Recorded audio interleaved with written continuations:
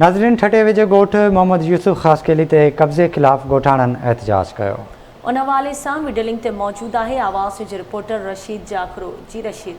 जी इन वक्त असां मौजूद आहियूं ॻोठ मोहम्मद यूसुफ ख़ासकेली में, जेको ते क़दीमी ॻोठ आहे। इन क़दीमी ॻोठ ते हींअर कुझु बाअसर माण्हू माफ़िया पारां इन ॻोठ जी 32 एकड़ ज़मीन ते कूड़ा आर्डर कढाया विया आहिनि। असां वटि हिन वक़्तु ॻोठाणा मौजूदु आहिनि ऐं ॻोठाणनि खां असां पुछूं था त हिननि जो अॼोको एहतिजाज जो सबबु छा आहे। असांजा खाता जेके आहिनि से भुटे खे ॾेई छॾियूं आहे, जाली कागर ठाहे बोर्ड में असां ग़रीबनि जो केस हले पियो शहबाज़ बिल्डिंग हैदराबाद में। ठीकु आहे, DC AC साकरे मुख्तियाकार सभिनी असांखे ग़रीबनि खे हिननि वॾी तकलीफ़ ॾिनियूं। हाणे असीं इहो एहतिजाज करे बीठा आहियूं। असांजो ही क़दीमी ॻोठ आहे, 250 घरनि ते मुश्तमिल तक़रीबन ही ॻोठ आहे। तंहिंमें तक़रीबन इलाही माण्हू रहनि था ऐं कुदरतुल्ला भुट्टो जेको हिते जो असलु आहे बि न, कंदकोट कश्मीर खां अची करे असांजे ॻोठ ते कब्ज़ो करे थो।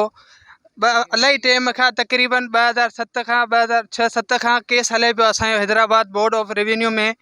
असांजो केस हले थो पियो। असीं रोज़ु बाक़ाइदा हर तारीख़ ते वञूं पिया। असांजो हू हर तारीख़ ते न अचे पियो न कुझु करे थो। इन खां अलावा बाक़ाइदा 7 फार्म हुनखे ॻोठे ॾेई छॾियो आहे।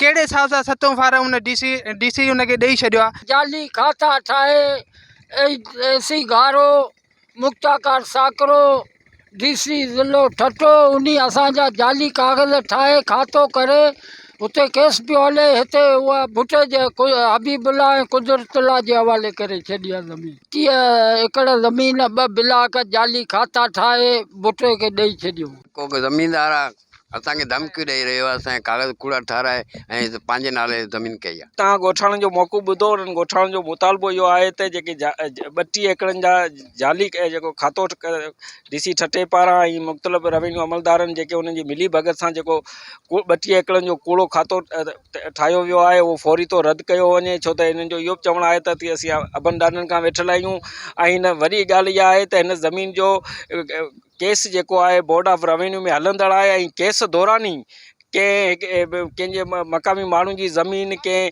बाअसर माण्हुनि जे नाले करणु हिकिड़ो गैर क़ानूनी अमल आहे।